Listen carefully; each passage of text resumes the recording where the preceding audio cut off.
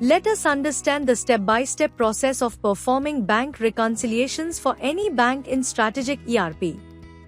In the bank reconciliations form, under Finance module, select the name of company and ledger name.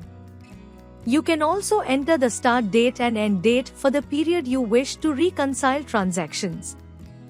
Click on Search. Transactions that have not been reconciled will auto-populate.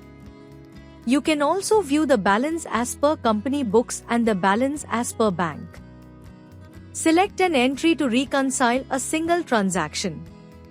To reconcile multiple transactions, check the boxes for the respective entries.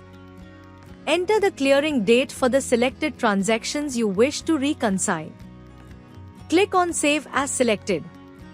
The reconciled transactions will no longer appear in the records. You can refresh or modify the start date and the end date to review the updated difference between the balance as per company books and the balance as per bank. The process of performing bank reconciliation is now complete.